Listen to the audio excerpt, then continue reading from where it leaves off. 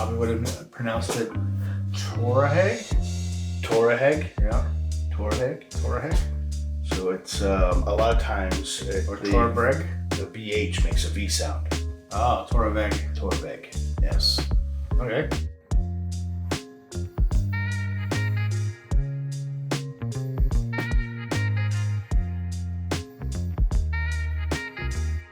And of all the bottles I've ever brought into this cave, none of them have ever hit the ground Oh no! until today. Oh no! It was a 2014 Isla Bruichladdich, Classic Laddie, Yeah. special edition. And then, you know when you just, you drop something and everything in life is like just slow-mo, just, you know, that moment in time. Trying to kick your foot out. It's like, no! Yeah, sure enough, bottle. But I dropped a bag full, so to only lose Only one. lost one, Yeah, not too bad. Let's Yeah, look at the yeah, bright side. The bright side. The bright of things. side. So, and the other thing, bright side is, not that it was a cheap bottle, but it could have been a lot worse. Sure. So the driveway got drunk for about $80. Got christened? Yes. Driveway's a little saucy today. So, but that's about it on my day. A little crazy, but welcome to the cave. Happy Tuesday. I'm Tom. I'm Derek. That's Derek.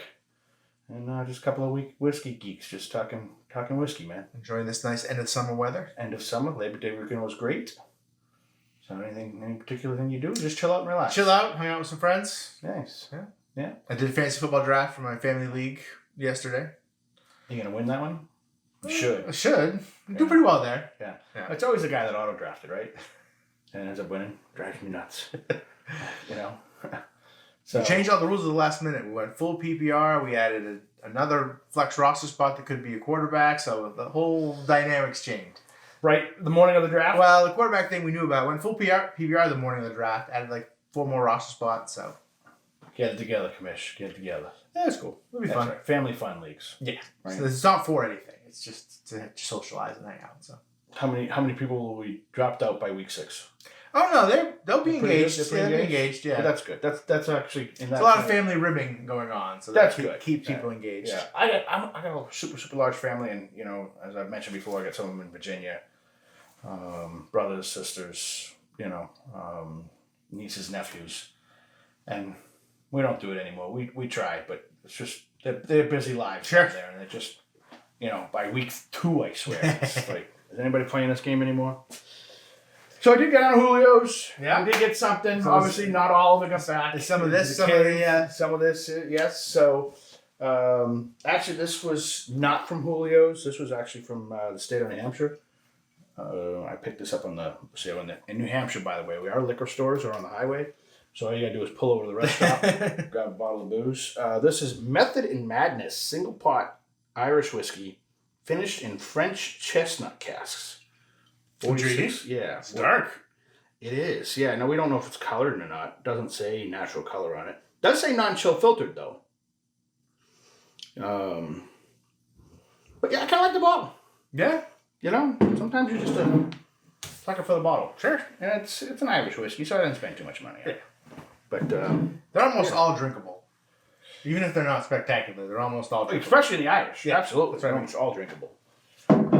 And then obviously from Julio's, I did manage, it's not new to the cave, but I did manage to grab another Glen Scotia, the Victorian, which is, I think, was my favorite bottle. It's very Okay. rich. If you haven't had this, we'll have a glass off shoot. Yep.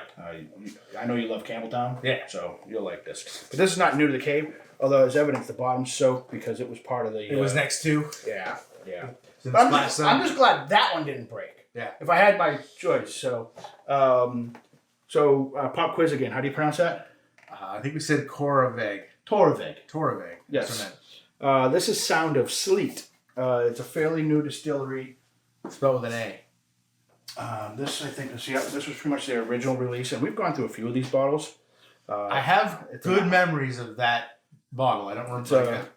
It's an Isla, peated, but I would say more on the lighter peated. Sure. More of the apple pear variety. Good. So we really like that. So obviously I saw this, and I'm a sucker for this. I don't know what Sound of Sleet is, and they're not even really spelling sleet the same way we would. So I guess that's ice on the window. I guess, yeah. Or the roof. Yeah. I mean, they're on an island in Scotland, so, you know, that's their sound of sleet. And then this, I think we're going to probably do, I don't know when, but this is the Glenfiddich 12-year American Oak.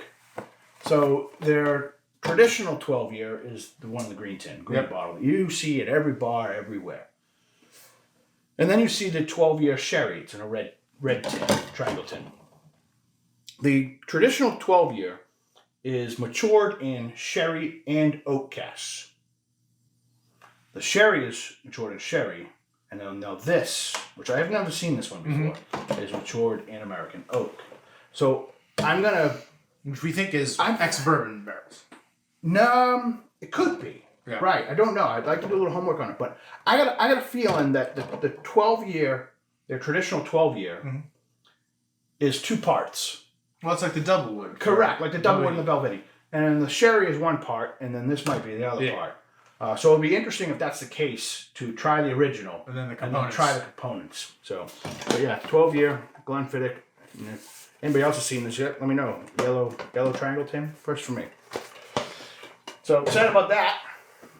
But obviously not why we're here today. We're gonna do what we talked about last weekend. Awesome. Last video. Yeah. I know you're pretty excited for this one. Sounds great. I am too. We're going to do a little flight of a special release Glendronach. Yep. Glendronach has an interesting kind of history story with me personally. The first time I had the 12-year entry, the 12-year sherry Glendronach, I don't like it. No, I wasn't really impressed with the 12-year. There's nothing wrong with it. It was just kind of lackluster. It was lackluster. Even to this day, I think it has a little bit of an off-put on the finish. And for that reason, I avoided all Glendronach. Just, and they're a Highland. They're a sherry matured Scotch, which is up our alley. So something we should like. Yep. So I didn't try any of the Glendronach for a while, and then I tried the 15-year, and wow, it gets better. Wow, was that a great bottle? So much to the point that I immediately went on the New Hampshire hunt, and New Hampshire didn't have any. Couldn't find any. So I ended up, I was making a trip to Virginia, going to see family in Virginia.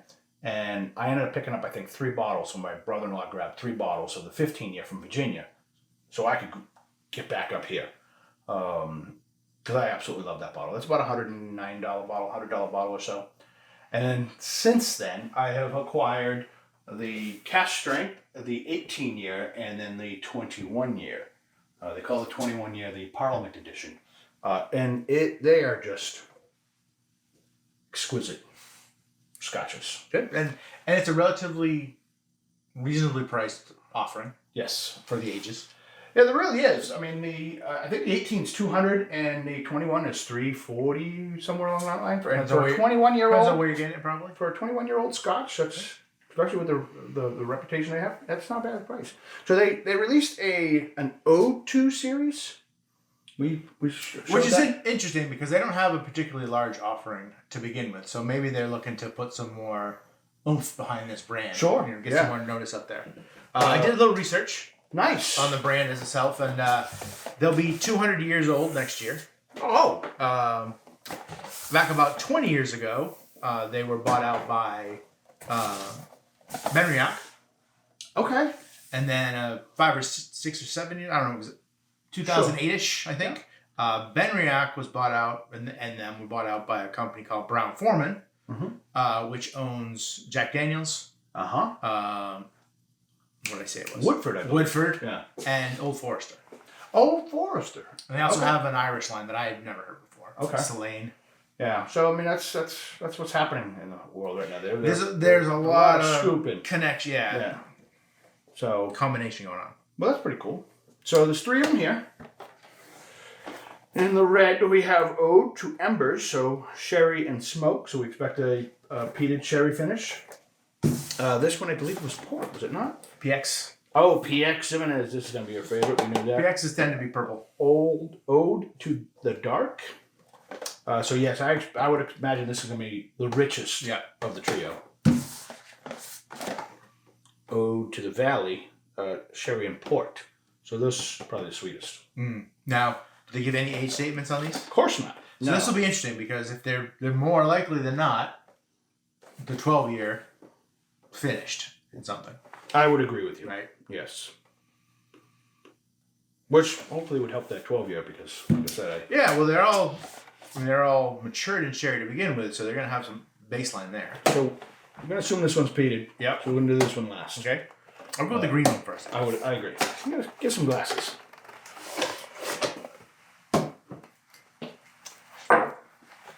You know, normally I like to kind of like pre-start this wrapper because some of these Can be a bit of a bitch. Yeah, but all right, this one was good, so we're all right.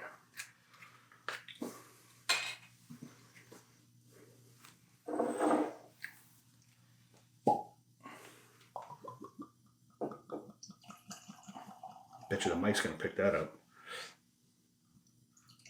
I don't know that I notice it. I think sometimes when it's voluptuous, is that a good word? No, I don't think so. I don't think that's the word. Now this has got a very nice, rounded, earthy, not really peated, but Earthy's a good tone, yeah. a little riverbank. A little bit.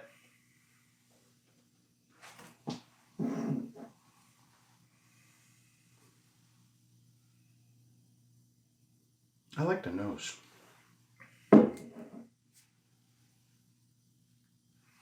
It's almost got a little Campbelltown to it.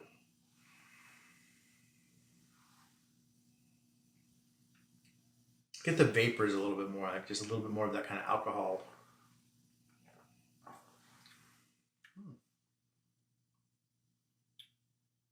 I get the youth out of it, but it's really good. Yeah. You can tell It's sweet, but it is sweet, yeah. but like sweet, like dark chocolate. Ah, yeah. You know, Yeah. It's got a little bit of a dry finish, a little dark chocolate finish. Yeah. You get a little youthfulness and a little thinness on the first palate sip. A little spice of honey or spice of sugar at the beginning, and then kind of dries out and warms up. But I think it finishes not really in a bad way, but just as an evident youthful. It's a little on the coarse side. But the flavor profile is really, really good. And I do like your chocolate. I get the same kind of like mouthfeel of having a little piece of dark chocolate. Yeah. On the finish. And normally I don't like a lot of contrast, but I think this has got a nice contrast to like kind of a sweet start and kind of a not bitter, but a little bit more bitter, chocolatey finish. Like you said, that darker chocolate on the finish. And as we often say, you know, you start saying certain things and now you start smelling them, right? So now I'm getting a little bit of that chocolate on the nose. But this is good. This is really good. And none of these bottles, by the way, were expensive. I don't think I paid, but maybe $75 or $85 a piece for these. Which is nice. You can get a special edition. That's not killing it, you know. And that's good if you're trying to, get more people to try the line.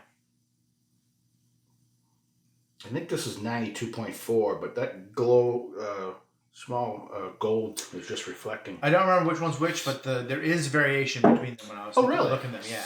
All right. I mean, not a ton, but they go from 42 to like 46 or something %. 101.6. Okay.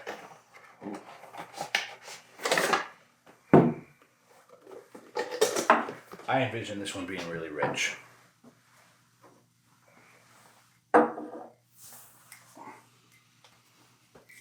So far, so good. So far, so good, yeah. Yeah.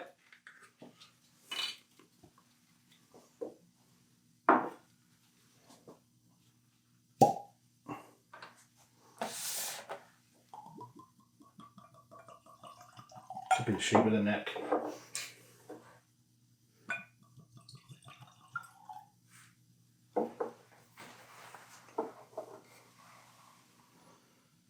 A little darker.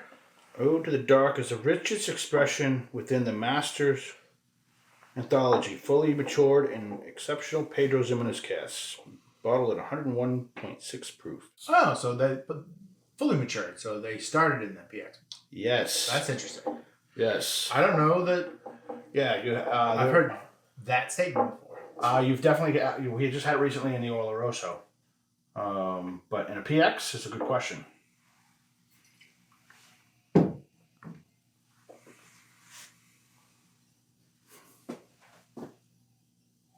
It's just me or is the nose subdued?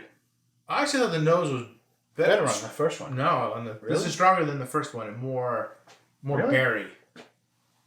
I'm having a hard time drawing off of it. Well, I mean, I guess this is more what I would have expected from the nose than the first one. Okay. Maybe subtler, but it's more of the, orchardy, lilac. Yeah, I mean, I get it. I just gotta feel like I gotta get in there to get it. It's not coming to me. I gotta go to it. But yes, it is that, I like orchard. I get the plum, raisin.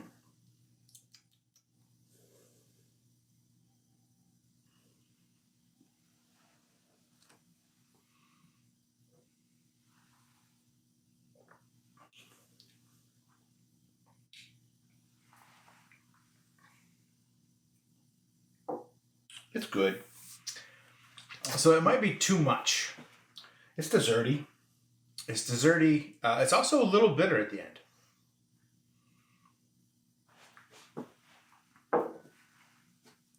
I'm trying to let it sit for a second here. Not as sweet as the first one. No. Rich. Definitely more rich.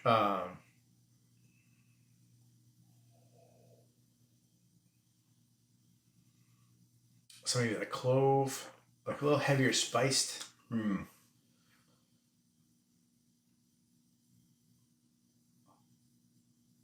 Yeah, I don't know. I don't hate it. I guess maybe my expectations are higher. Yeah, so I think my expectations are higher. This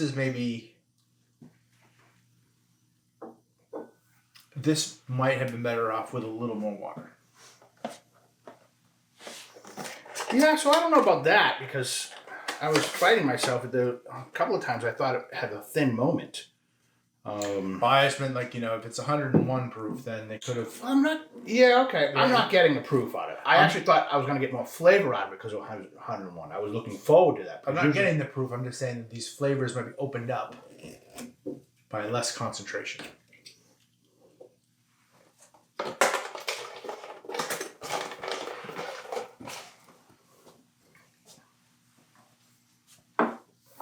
All right, so this one we expect to be peated.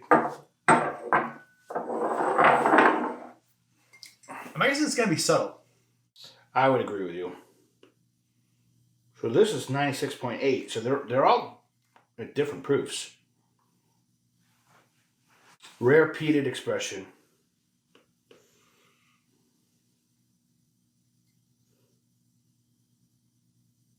Enriched with PX cask. I love the terminology. So this is peated, matured in sherry, and finished in PX. I guess I assumed you're gonna like this one. You assume that for all of them. I do. I just am optimistic. I assume all the whiskey is good. Okay.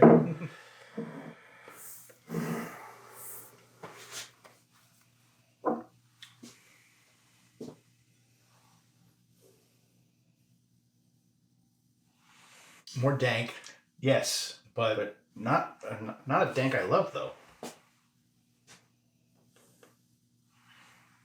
Again, it's so not popping to me. The dank would have said peated, but I smell no peat. I smell no peat. Correct. And you're right. Your experience would have said, okay, I'm getting something danky, so it's probably peated in here. But I am not getting peat. But that typical peat smell, I got more peat on the first one. Maybe it was, it was that earthiness. Yeah. Right?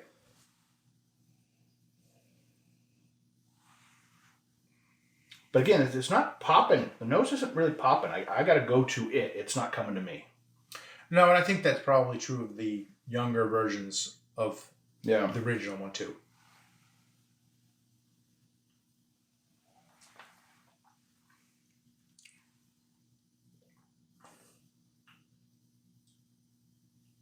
Good introduction to somebody for peated. Yeah. It's really not peated. Very lightly peated. Very lightly peated. It's rounded off. It's smooth. It's nice and mellow. It's not dry. It's Nope. I would almost call it wet. Yeah, a little bit. But you do get some of those earthy characteristics that peat brings out. Not too strong. I think a lot of people would like that. I do too. As a matter of fact, if somebody came to me and says, I don't like peated whiskey, this is something I would challenge them to try. Start here. It's not, it's really just a wisp or a hint of, and it's not really overly earthy, like, say, an Oban. No. This is definitely Oban more, even peated? I think it is to some degree, or very lightly peated, but it's very, very earthy. I mean, Yes. Oban's probably one of the earthier Scotch whiskeys you can get. Where this is Speyside Highland, sherry fruity, with just a hint of peat or smoke. And even smoke's a strong word. Yeah. I mean, the flavor profile here is nice and smooth. Easy drinking. I might have liked the first one the best. First one's the best. Yeah, and I don't think it's close, actually, for me. First one is definitely... Although, I will say that, and I said it then, I thought the first one was... And I'll still say this, it felt the most youthful. Mm-hmm. Yeah, but I still like it better than the other two. My disappointment out of the three is the PX. I just thought it was... I don't know. Just didn't... Maybe my expectations were higher. Maybe it's a meat thing. Maybe it's just too much. It's. I didn't think it was that too much. Matter of fact, I think their port edition is richer than that. But maybe the PX overtakes some of the Scotch flavors when you leave it in the barrel that long. When you leave it in the barrel that long. Yeah. It is dark. It is dark. Although, again, for the record, it doesn't say natural color.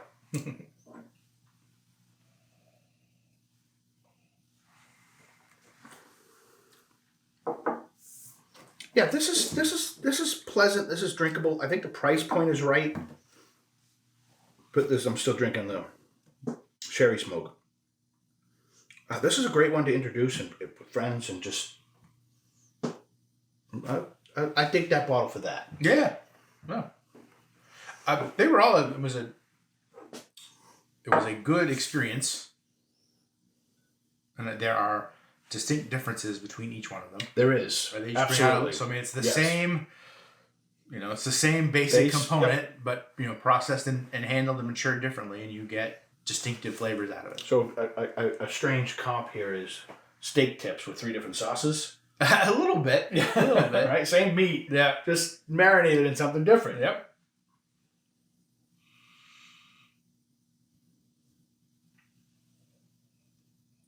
But yeah, I guess I'm a little disappointed just because I'm a big fan of PX, but sometimes expectations can lead you astray. That's true. All right, so we both agree that this one's the better bottle. Is that first one? Yeah. And see, the first one, I don't have to go to the nose. The nose comes to me.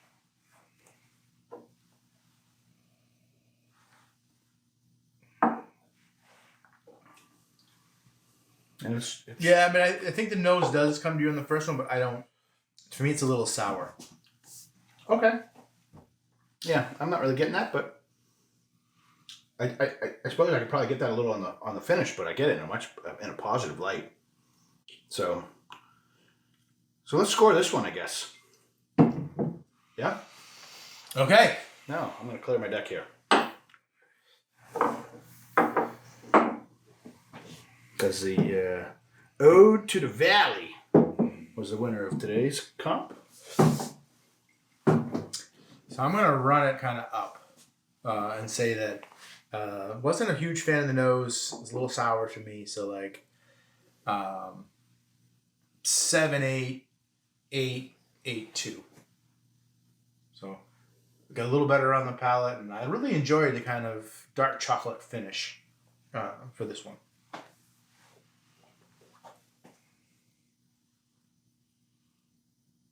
I think you're spot on. 7-8 on the nose.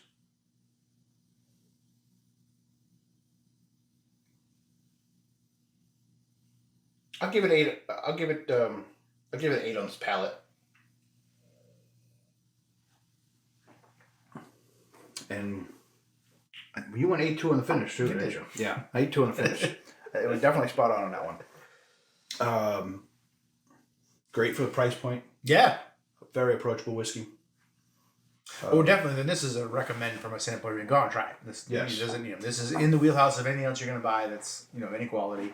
Give it a try. Yeah, if you can find it.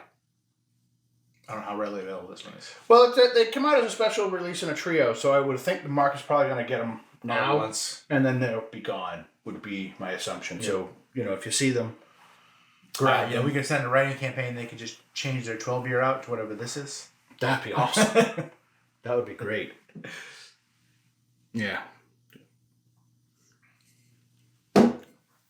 So, you'll figure out what we'll get into next week? I don't know. I haven't got any thoughts? No, not particularly. I would like to do that Glenfiddich, but I don't have a Glenfiddich sherry. So we'd have to source that. But, I was thinking we should probably get into something peated, like really, really peated. Oh, that would be good too. Yeah. Yeah. Let's do a peat bomb of something. Cool.